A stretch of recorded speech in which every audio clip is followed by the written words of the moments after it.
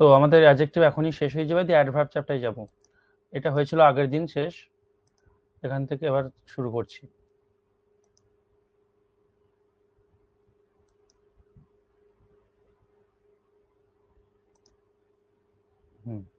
দেখো এবার যে ওয়ার্ডটা আমরা পড়ব, পরীক্ষায় বহুবার এসেছে, বহুবার,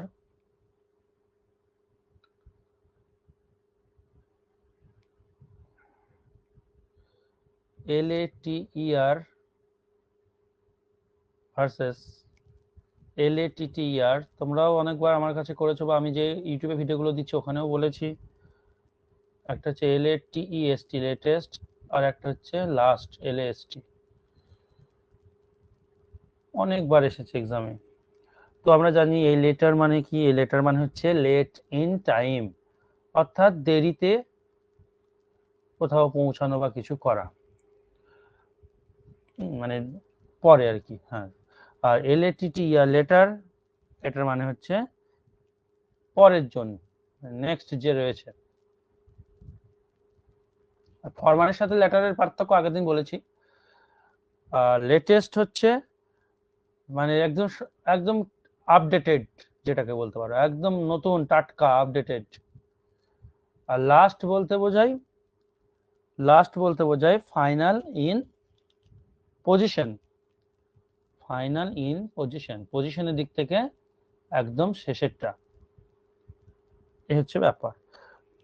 তো যখন যেটা প্রয়োজন হবে সেখানে শূন্যস্থানে সেটা বসাবে। এগুলো আমি আর উদাহরণ দিচ্ছি না, অনেক করেছি উদাহরণ, প্রয়োজন নেই। সময়ে কেউ দেরিতে কোথাও পৌঁছালো এরকম বললে লেটার দেবে, পরের জনকে বোঝালে LATTER লেটার দেবে, একদম আপডেটেড কিছু বোঝালে লেটেস্ট বলে, এটা latest mobile, it is a dash mobile, ধরো দিয়ে দিল it is a dash mobile, এই চারটে অপশন আছে।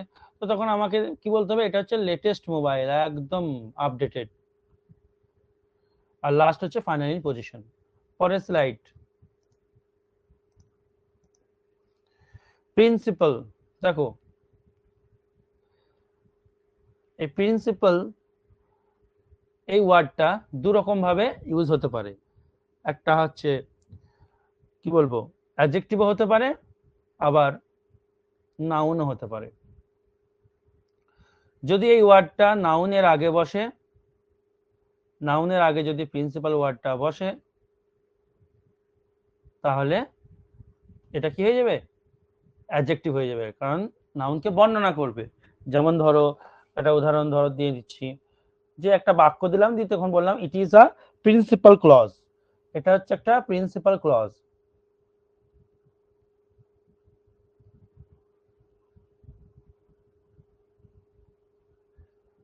দিস ইজ বলবো, প্রথমবার বলছি, ঠিক আছে, this is a principal clause. তো সেক্ষেত্রে এই যে এটা ক্লজ হচ্ছে CLAUSE, ক্লজটা হচ্ছে নাউন। কেমন ক্লজ, প্রিন্সিপাল, মেন ক্লজ আর কি, নাউনের ব্যাপারে বলছে, তাহলে এটা কি হলো, অ্যাডজেক্টিভ হলো। আর প্রিন্সিপাল নাউন কখন হবে, যে যিনি প্রিন্সিপাল, তাই না, তাকে এখন আমরা আবার স্কুলেও প্রিন্সিপাল বলা হয়। তবে এটা নাউন কখন হবে, ধরো বললাম hour principal is a good person, আমাদের প্রিন্সিপালটা একজন ভালো ব্যক্তি। তো এক্ষেত্রে প্রিন্সিপাল হচ্ছে একজন ব্যক্তি, অর্থাৎ তার পজিশন, নাম, এটা হচ্ছে নাউন হলো। আর একটা প্রিন্সিপাল রয়েছে, সেটা হচ্ছে নীতি, সেটাও কিন্তু নাউন, সেটা কোনো নীতি বা সূত্র বোঝায়। প্রিন্সিপাল অফ বিভিন্ন বৈজ্ঞানিকের নীতি যেগুলো হয় না, principal of Archimedes, principal of Moses, এগুলো। তো এইটা PRINCIPLE, প্রিন্সিপাল, হ্যাঁ। তো এটার আলাদা স্পেলিং। তো এটা হচ্ছে এর বাংলা হচ্ছে কি নীতি, এটা কিন্তু নাউন। প্রিন্সিপাল নিয়ে কনফিউশনের জায়গা থাকলো না। পরের কোয়েশ্চেন, পরের স্লাইডে দেখবো অন্য ওয়ার্ড। আওয়াজ হচ্ছে, কেউ কিছু বলছো, নাহলে মিউট করো, কেউ কিছু বলছো? স্যার আওয়ার প্রিন্সিপাল বলতে আওয়ারটা অ্যাডজেক্টিভ না? কোনটা গো, আওয়ার বলতে? আওয়ার হ্যাঁ হ্যাঁ হ্যাঁ প্রিন্সিপাল, তো হ্যাঁ প্রিন্সিপাল। হ্যাঁ, পজিটিভ, পজিটিভ অ্যাডজেক্টিভ, হ্যাঁ পড়িয়েছিলাম, দেখো তোমাদের। এবার দেখো পরে আসছি আমরা এবার ভার্বাল। যে ওয়ার্ডগুলো পরীক্ষায় দিয়েছিল সেগুলো নিয়ে একটু আলোচনা করে নিচ্ছি, যে অ্যাডজেক্টিভ কমপ্লিট হয়ে যাবে। ভার্বাল মানে হচ্ছে শব্দ নিয়ে বোঝানো। ভার্বাল মানে হচ্ছে কি বলতো, শব্দ দিয়ে কিছু বোঝানো।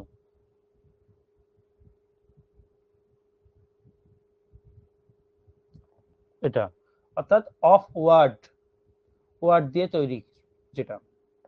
এবারে ভার্বাল জিনিসটা আবার দু রকম হতে পারে, একটা হচ্ছে ওরাল, মুখে মুখে শব্দ দিয়ে বোঝাতে পারে, আর একটা হচ্ছে রিটেন, রিটেন কোনো ওয়ার্ড দিয়ে বোঝাতে পারে। ঠিক আছে, এটা হচ্ছে ব্যাপার। আর ভার্বালের সাথে যেটা দেবেন নন ভার্বাল ব্যাপারটা বলার, এটা লিখলাম ভাগটা এমনি জাস্ট করলাম বোঝাবার জন্য। ভার্বাল আর নন ভার্বালের ব্যাপারটা বোঝাবার জন্য আর কি লিখলাম। দেখো ভার্বাল হচ্ছে শব্দ দিয়ে কিছু বোঝাবে, সেটা লিখিত হোক বা মুখে হোক। নন ভার্বাল হচ্ছে তোমার সংকেত দিয়ে বোঝানো। দেখবা আমরা রিজনিং করি, নন ভার্বাল রিজনিং, তো বিভিন্ন নকশা সংকেত এগুলো দেয়, সংকেত দিয়ে বোঝানো, সিগন্যাল হচ্ছে ব্যাপার। ওরাল কথাটা তো মুখের সাথে সম্পর্কিত, এটা বললাম। রিটেন লেখার সাথে সম্পর্কিত, কমপ্লিট। বেশ, আর একটা এই কাছাকাছি একটা ওয়ার্ড, ওরালের কাছাকাছি একটা ওয়ার্ড এখানে বলে দিচ্ছি, অওরাল। ওয়ান সাবস্টিটিউশন আমরা করেছি। অওরাল হচ্ছে তোমার কানের সাথে, মানে শ্রবণ, যেটা শ্রবণের সাথে রিলেটেড। ঠিক আছে, শ্রবণের সাথে রিলেটেড, ইংলিশে লিখতে পারি রিলেটেড টু ইয়ার, কানের সাথে সম্পর্কিত ব্যাপারটা হচ্ছে অরাল। বেশ, তাহলে এটা গেল, এটা নিয়ে সমস্যা আর হবে না। এক্সামে দিয়েছিল কোয়েশ্চেন গুলো, মানে ওয়ার্ড গুলো, বা শূন্য স্থানে বেশি করে দেবে, ফিল ইন দা ব্ল্যাঙ্কসে। এবার দেখো, একটা হচ্ছে অ্যাপোজিট আর একটা হচ্ছে অপোজিট। আমি এর একটা লিস্ট মনে হয় দিয়েছি তোমাদেরকে কখনো, বা যদি না করানো থাকে এই লিস্ট একটা পরে আমি দিয়ে দেবো। কনফিউজিং ওয়ার্ড, অফেন কনফিউজ করে তোমাদেরকে, অফেন কনফিউজিং ওয়ার্ড বলে চ্যাপ্টারটার নাম আছে, অপোজিট। তো অ্যাপোজিট আর অপোজিট অনেক সময় অনেকের কনফিউশন তৈরি করে। অ্যাপোজিট মানে মনে রাখবে অ্যাপ্রোপ্রিয়েট, এটা হচ্ছে অ্যাডজেক্টিভ, এটা হচ্ছে এর মানে হচ্ছে সঠিক, যথোপযুক্ত।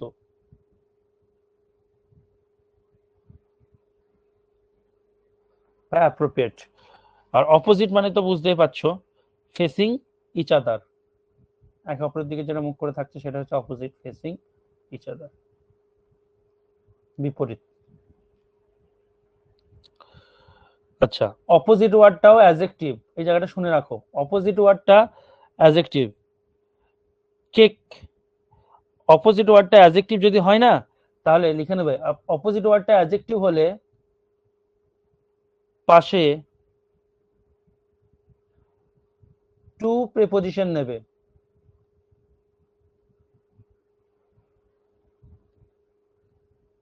টু প্রিপোজিশন নেবে।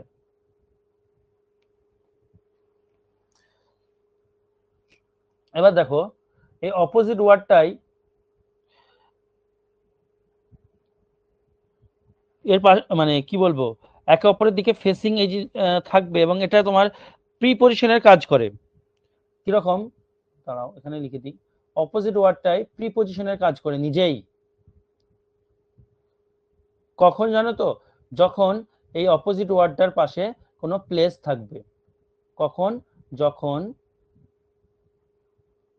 অপোজিট ওয়ার্ডটার পাশে প্লেস থাকবে, কোনো প্লেস থাকবে। যেমন ধরো একটা উদাহরণ দিই, আবার বলছি, অপোজিট ওয়ার্ডটা অ্যাডজেক্টিভ যদি হয় তার পাশে টু প্রিপোজিশন নেবে। অপোজিট নিজেই প্রিপোজিশনের কাজ করে, কখন না যখন তার পাশে প্লেস থাকবে। যেমন ধরো বললো, দে অ্যারেস্টেড,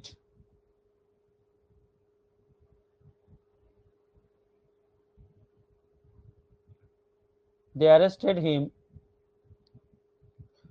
dash the hotel। মানে আমি বলতে চাইছি সে হোটেলের ঠিক উল্টো দিকে আমাকে সে অ্যারেস্ট করেছিল, মানে তাকে অ্যারেস্ট করেছিল। তো এখানে ধরো যদি অপোজিট রয়েছে, তার মানে এখানে দেখো অপোজিট প্লাস কি রয়েছে, এই যে দা হোটেলটা কি, দা হোটেলটা হচ্ছে কোনো প্লেস, এখানে অপোজিটটা হচ্ছে প্রিপোজিশন।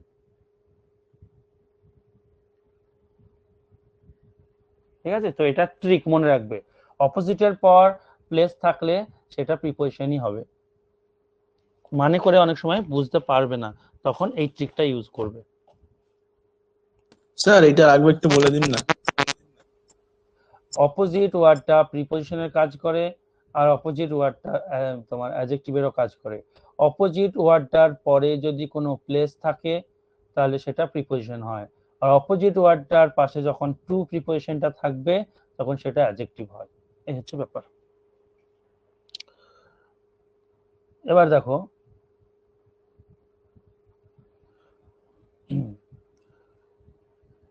ব্রাইডাল, ব্রাইডাল এর মানে তো তোমার কোনে, মানে কোনে সম্বন্ধীয়, তা রিলেটেড টু ব্রাইড না, ব্রাইডাল মেকআপ হ্যানা ত্যানা বলে না, অর্থাৎ বিয়ের কোণে, সেই সম্বন্ধীয় একটা ওয়ার্ড, রিলেটেড টু ব্রাইড হলো। কিন্তু এই কাছাকাছি একটা ওয়ার্ড যেটা কনফিউশন করে দেবে, সেটাই লিখবো এবার। ব্রাইডাল, এটা ব্রাইডাল, এটা ব্রাইডাল, একদম কাছাকাছি, উচ্চারণ কাছাকাছি। তো এই ব্রাইডাল, এই বানানটা দেখবে তখন এর মানেটা হয়ে যাবে ঘোড়ার লাগাম, ঘোড়ার যে লাগামগুলো দেওয়া হয় সেগুলো। কনফিউশন তৈরি করে, তাই বানানটা দেখে নাও, মনে করে নিও। আচ্ছা, আমি এরকম একটা লিস্ট তোমাদের যদি দিয়ে না থাকি, ভালো কোথায় রয়েছে দেখে স্ক্যান করে পাঠিয়ে দেবো, চাপ নেই।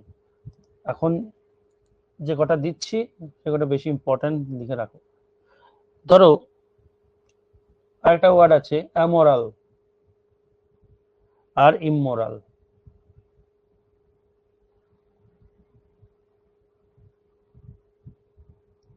অ্যামোরাল হচ্ছে অনৈতিক, অ্যামোরাল মানে অনৈতিক, মোরাল মানে নৈতিক, অ্যামোরাল মানে অনৈতিক, খারাপ কিছু।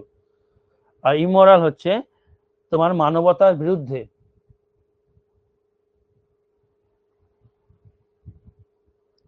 মানবতার বিরুদ্ধে যে জিনিসগুলো যায় সেগুলো, এগেনস্ট হিউম্যানিটি, ইংলিশে বলবা against humanity.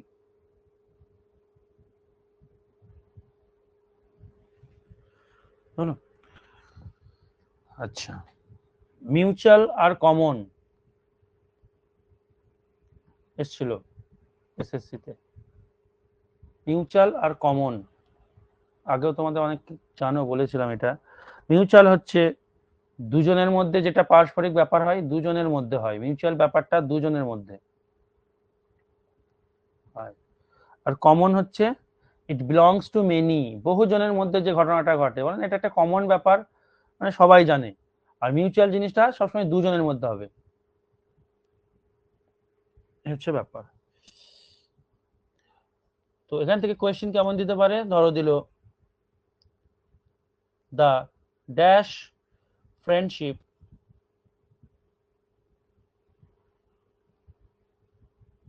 between Ria and Rina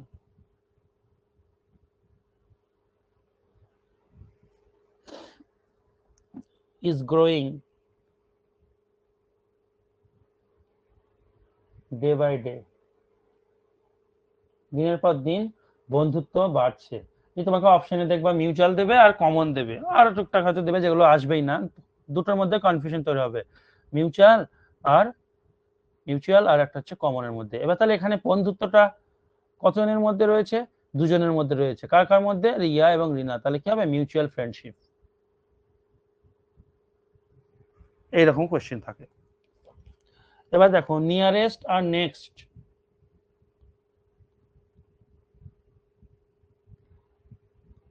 nearest R next, আগের দিন ইউটিউবে যে ভিডিওটা দিয়েছিলাম প্র্যাকটিস সেট 43 না 45, যেটা সেখানে ছিল বিসিএস এ কোয়েশ্চেন দিয়েছিল। নিয়ারেস্ট মানে হচ্ছে সব থেকে কাছের,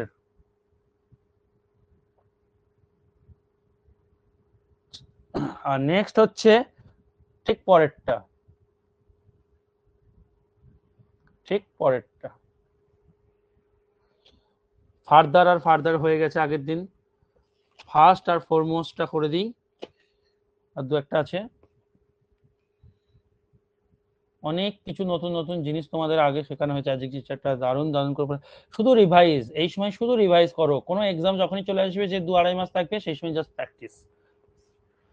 আর আমি যে প্র্যাকটিস গুলো দিচ্ছি ওগুলো তো তুলবে, ওগুলো তো বলবো বেশি করা দরকার নেই, যেগুলো বলছি ওগুলো ঠিকঠাক করে করতে পারলেই হবে। তাই কতজন তোলে না এখনো, পরে পাবে না তখন বললে তো আমি আর দেবো না।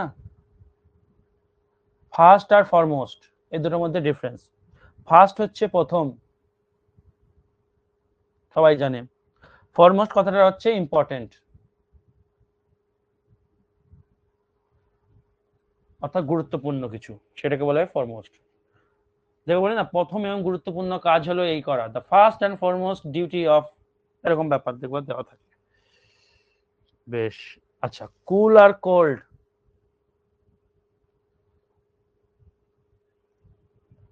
কুল আর কোল্ড দুটো অ্যাডজেক্টিভ, দুটোর মধ্যে পার্থক্য কি? না পার্থক্য হচ্ছে কুল হচ্ছে আরামদায়ক ঠান্ডা, যেমন এখন গরম করছে, এই সময় যদি যে হাওয়াটা তুমি পাবে বা বৃষ্টি হয়ে যাবে, যে ঠান্ডাটা আসবে হাওয়া দেবে, সেটা কেমন কুল, আরামদায়ক ঠান্ডা। আর জানুয়ারি মাসে যে মানে হাওয়া দিলে যে ঠান্ডাটা লাগবে সেটা হচ্ছে বেদনাদায়ক ঠান্ডা, এটাকে বলবো কোল্ড, বেদনাদায়ক স্যার ঠান্ডা। কুল ব্যক্তি বিশেষে হবে না, ঠান্ডা স্বভাবের বা ওটা কিছু? হ্যাঁ, ওটা মেজাজ হিসাবে, হ্যাঁ কুল, কুল টেম্পার, হ্যাঁ ওটা সে বলতে পারো। আর এমনি নর্মাল যে ঠান্ডা হিসাবে ইউজ করলে তখন আমরা এভাবে বলবো। এবার দেখো, যেমন ধরো উদাহরণ দেখো, ইয়ার ইজ কুল টুডে, মানে আজকের যে বাতাসটা সেটা কুল মানে হচ্ছে আরামদায়ক, ঠিক আছে।